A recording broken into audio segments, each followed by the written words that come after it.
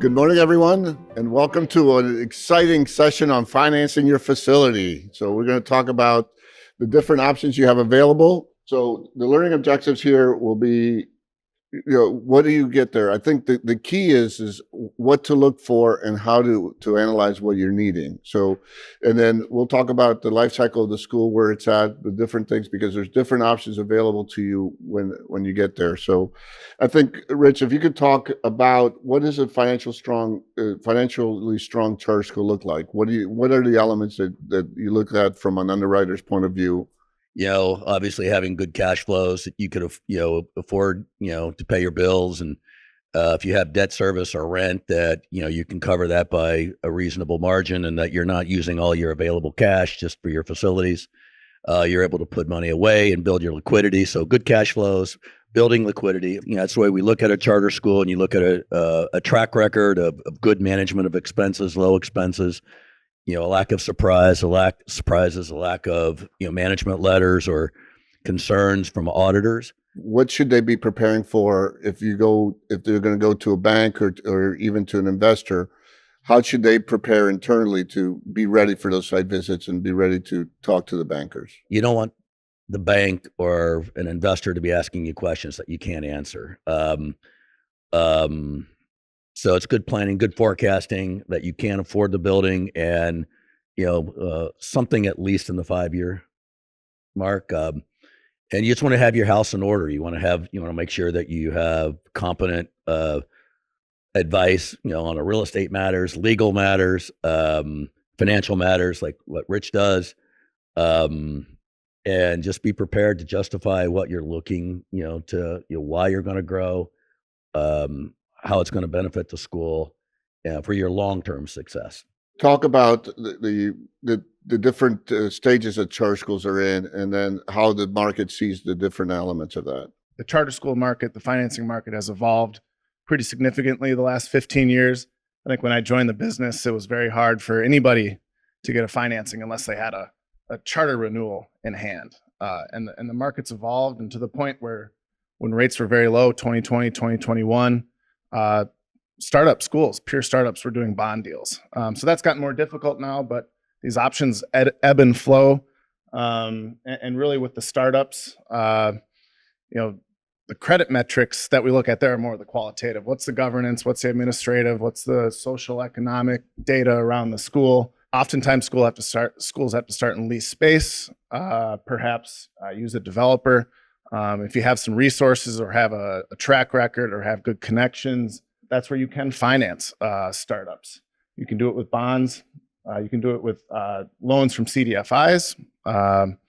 And again, the options are expansive, but in those years 0 through 3, they can be a little bit more hands-on and potentially a little bit more difficult. So you want to assess your options.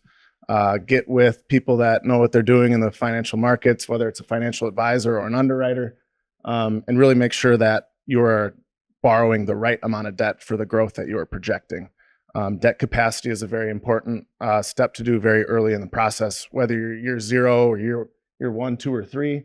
But as you start to build credit, as we get towards the stabilized years 3 through 5, you have academic results, you have enrollment trends, you've hopefully built a wait list. Your options start to improve. So more towards traditional lending, that's where the bond markets will be much more accommodating of your school with better terms. And then also, the real estate developer terms will be better in those scenarios than a startup. But that's as the school is starting to get their house in order, and the options improve. Years 5+ codify models. Sometimes we see some replications here or further expansions, but that's really when you've built your brand in the market, and you've built a reputation, and you've demonstrated the ability to afford leases or afford bonds or afford other debt instruments over time. And that's where your options get even better as a borrower. 0 to 1, 3 years. What things that schools can do to, I guess, look better for marketing to be able to finance? Yep. I think really know your story, really know your market, really know your students, and have alignment between the board, governance, and administration in what you want to do. You have to be very well thought out. I think one of the most difficult things we're dealing with right now are real estate, issues, schools finding sites they can afford. You can't start too early on that side. And I think you should have someone on the financial side also helping you assess affordability of your various real estate options. So board alignment, really knowing your market, and prudence with the real estate decisions and financing decisions well before a financial closing. Following on with what Wes said is, this is a short-term financing need. You're on early on in the process. You need a building. You've got your charter. You need to get students enrolled and start that process. So, the different options that you have here, you can have a developer, full scale, that will develop everything for you with a lease option to purchase it. And, they see the 8.5% plus. This tends to be what the total project cost is. So let's say the building cost, in Rich's example, $10 million to build. The lease rate is going to be 8.5% of that. And then there's going to be a predetermined purchase price of that, baked into the deal, usually to buy somewhere in years 3 through 5 or 6. Building Hope Real Estate is also another build-to-suit developer. They're a nonprofit developer, so they don't really require any equity up front. Their costs are going to be a little bit lower in the 6% range. Same process. They're going to build the facility to your liking. Same concept where there's going to be a lease payment and a predetermined option price to do that. They will take care of everything from soup to nuts and take care of the financing all the way through building construction work in conjunction with you. One of the things you have to think about, and everybody's kind of talked a little bit, this is a real estate transaction at its core. So permitting, zoning, traffic studies, retention ponds, all the things that you hear, about in any commercial project, that's what's part of this process, mortgages, all those types of things. So if the land is available, but it needs a zoning variance, you have to factor that in. And do you, as a board or an organization, have people on your team that are familiar with that aspect of it?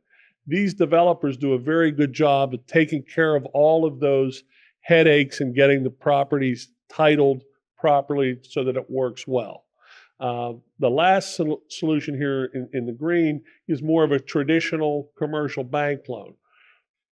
In all of this, particularly in this scenario, the appraised value of the building is going to be a big component of how they look at it. Most banks will lend 80%, and you'll need at least 20% equity in it. You may have to turn to, Building Hope or somebody like them that has sub debt that they could put in there as well. Your competition is the local school district, right? When they build a new building, Miami-Dade doesn't walk into the bank and say, "Can I have $100 million to build a new building?" They end up going to the bond market is where they go. So they will end up going to the tax-exempt bond market to get their facilities financed, all of the capital in there. And that's where things end up for most charter schools that have a big enough scale, I would say 400 students or more, and a borrowing need of $10 million or more. You're going to end up ultimately in the tax-exempt bond market. You're going to issue 30 or 35-year bonds, and you're going to pledge, there's going to be a mortgage on it. That'll be in benefit of the bondholders and the trustee. But this is where ultimately many, many charter schools go. The tax-exempt bond market is a $400 billion a year marketplace. State of Florida, airports, roads, bridges, all the California, everybody, all of that's in there. The tax-exempt bond market for charter schools, the high water mark, I believe, was $5 billion, maybe a little bit more. Last year, with a rise in interest rates, we're probably less than half of that, maybe 2.5, 3 billion tops. So this is ultimately where you're headed. And, depending on when you get there, interest rates can be in the 6 to 7% range in the current market. The longer you have an established track record and more, charter renewal fully stabilized, those rates will come down. They'll go from 6 down to 5. and Wes alluded to earlier, back in 2020, 21, there was a lot of money, not a lot of deals. So those rates were below 5%. So that's how this whole market process works here. If you're a startup in nature, the bank's really not going to look at you. They're going to want to see that you've leased for a couple of years and found that your model works. A lot of banks are going to want to see that you've had a charter renewal, if you could, or at least you're in your third or fourth year of operations. The banks are going to, the difference between a bank and an investor is the bank is purchasing the loan and they're putting it on their balance sheet. So it is a loan that's going on the bank's balance sheet, and the appraisal will drive that number. And so the process is still the same. They will look at a lot of the same things, corporate governance, enrollment, cash flows, all of those things. They're going to give you generally a shorter term, 5-year term maybe is the maximum. They can give you a longer amortization. Think of it as your own mortgage. You had a 30-year mortgage when you moved into your new house, but in 5 years, that balance is coming due. That will need to be refinanced. So it's the same play. It's the same thing. But the difference is it's going to end up in a bank's balance sheet. They're going to own it. They may control whether you can borrow any more money. They're going to have all of the same covenants that you have, where you're going to have to report financial information, audits, everything else is the same. But it's not really a permanent solution. You're not going to be able to go to a bank and get a 30-year mortgage like we go and get a 30-year mortgage for our houses. If you're looking for a permanent solution, that's going to be more in the tax-exempt bond market. The tax-exempt bond market will probably ask that you still get an appraisal, but they're not going to get hung up on the fact that, the building may not appraise. You can get 100% financing generally in the tax-exempt bond market. So to Rich's example, $10 million, you could have $10 million, you could have more than that on there. The investors will be looking at what is the cash flows to support it all and make sure that you can make your payments on a monthly basis and build cash reserves over time. So those are the two big differences. This tax-exempt bond market, you're not going to have challenges with loan to values usually. So one of the things that Rich said at the beginning is that schools, they look at financial metrics and then the stuff that's subjective. Now, this is the objective kind of just pure data that's there and what investors will be looking at. But what's also really important is the value of the enterprise, and that's your wait list, all those other things. But this is what, when the analysts are coming in to take a look at, these are the numbers. I'll let Wes talk. These are pretty standard market covenants. When we talk about debt service coverage being 1.1 times, like in Rich's example, if you have $1 million of debt service a year, you want to have $1.1 million of net income available to pay that debt service at least. That's kind of a hard and fast market covenant. You can go down to a 1 time, and that is going to be considered an event of default if you fall below 1 times. So, and again, this is, as Greg distinguished, this is really, we're talking about the tax-exempt bond market. Different banks, if you do secure bank financing, developer financing, they are going to have generally different covenants. They may have a lower or a higher liquidity covenant, but they may not require a debt service reserve fund. So it's sort of the trade-off. But this is kind of the tax-exempt bond market, which is the best thing that a charter school could attain, because like Greg said, it's 100% financing. It's 30 to 35 years committed cost of capital. And you have the discretion of refinancing that in maybe as soon as 7 years, or sooner. So again, these are the covenants that investors will then require after you issue your bonds. And these are going to be reported on a quarterly basis through a municipal repository called EMMA. And investors will get to see that you are maintaining these various covenants. And I'd say the two biggest ones that that are listed up here are the debt service coverage ratio and then the days cash on hand. And I think 60 days is probably on the high side in the tax-exempt bond market. Typically, we see 45 days. In some instances, we can get a lower amount for, say, a year or 18 months. depending on where you're at in your organization. If you're ramping up your operations, we can do 30 days, ramping up to 45 days after, let's say, a year or 18 months. So that's pretty much the general covenants that we see in the market and that are reported to investors.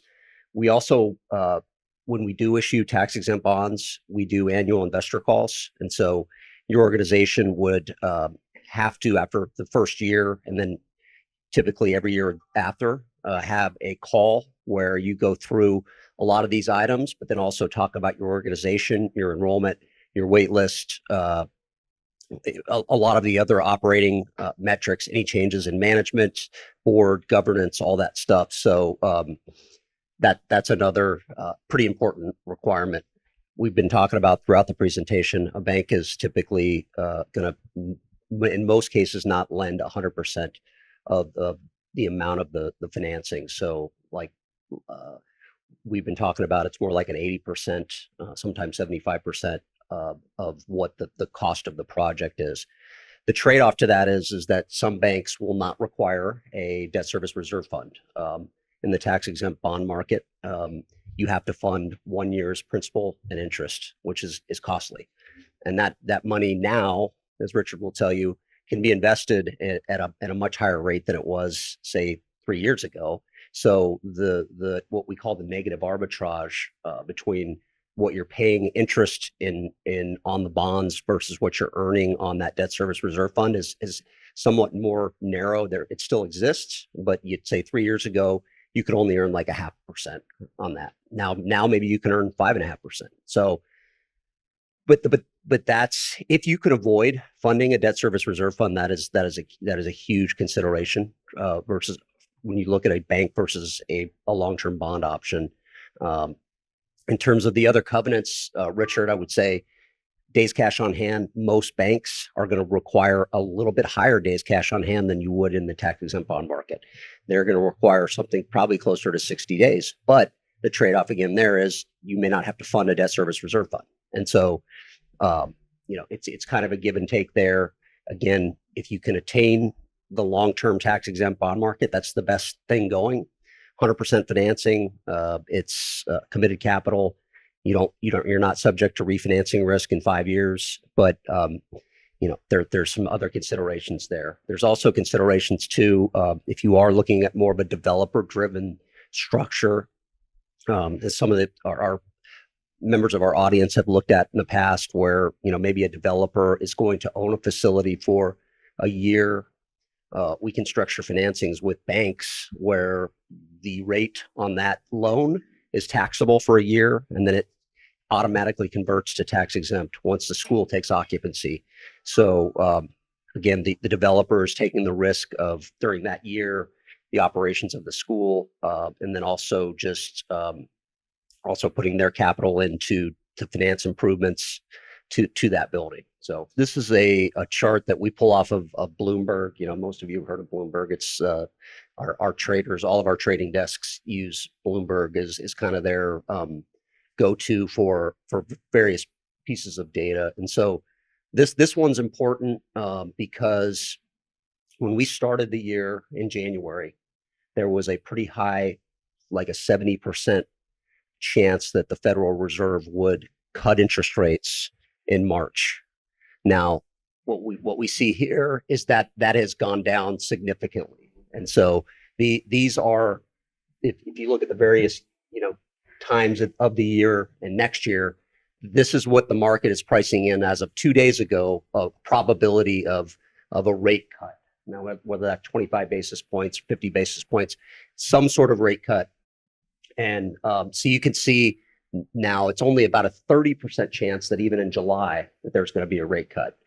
Then it gets higher as you get onto September.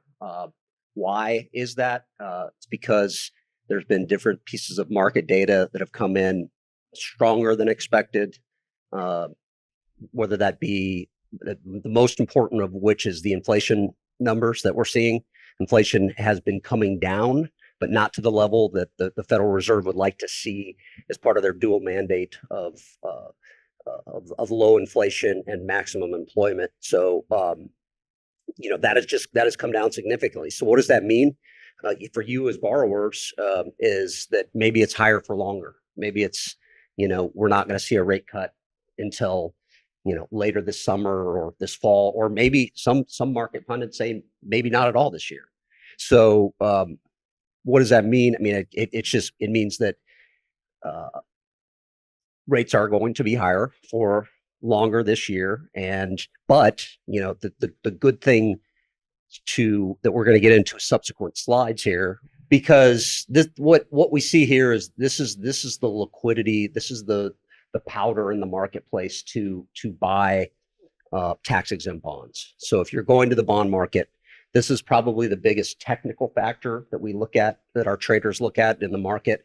There's a lot of other fundamental factors where MMD is, where treasuries are, that changes every day. But when there's liquidity in the marketplace, that means there's more money. There's money to put to work for your projects. And that means when there's more money than bonds, as Rich alluded to, that's a good thing for you. That means that there's competition and that investors are looking to put capital to work on your projects. And so, as you can see, this year we've had, until last week, actually, I think we had 14 consecutive weeks of positive fund flows. Last week was the first week where it dipped down significantly. You can see the red line here, but the trend generally this year has been positive. Last year, you can see it was significantly negative. So that means that last year, as everyone's alluded to, the volume last year was down. And this is one of the main reasons why the volume was down, because there's less money to put to work in the market, with investors pulling money out of the mutual fund complex, or the high yield mutual fund complex, which is the primary source of capital for your projects in the bond market. So we've hopefully we'll see that trend continue, not this last week, but we'll hopefully can see more money coming into the market, which even though rates have come up, credit spreads, because of this and other factors, credit spreads have narrowed this year. So what that means is that if you are a borrower, like Greg said, a state, or a very highly rated institution like the state of Maryland or state of Florida, whatever, you borrow off pretty close to the AAA MMD scale. From there, we go down the curve and down the credit spectrum, and we call it a spread product. Charter schools are considered a significant spread product, high yield product, because most schools are not rated or low investment grade. And if you get low investment grade, kudos, you're in the top 10% of the charter school market. It's very, very rare. So that spread, our traders, all of our collective traders, will price your bonds based off of a spread to that index. And that spread has come down for charter schools this year. So we're seeing pretty good execution, even though rates have bumped up a little bit. I know Richard has a couple of transactions in the market in Florida. He could speak more to that this week. Unfortunately, I'm not involved with them, but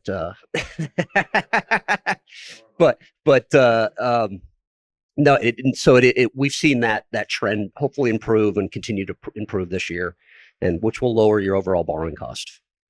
As we look at it, MMD, it's kind of like where you look at the Dow Industrial, right? So it's something that's published every day, and you can see what it is. It's an index that you priced from. So here you can see the different spreads, and then the way to look at it is when you look at, if you have a Fidelity tax exempt account that you put your personal money into, all that money gets accumulated into these funds. And that's when we talk about the fund flow, that's people investing in those funds and coming out of those funds. So that's why, to me, it's so important, because if the funds are sitting with a lot of liquidity, that money has to be put into the market, right? They have to buy those underlying securities. So, 2 years ago, it was great. We could put whatever we wanted in the documents and it would buy it because it was so much money. Now investors are like, no.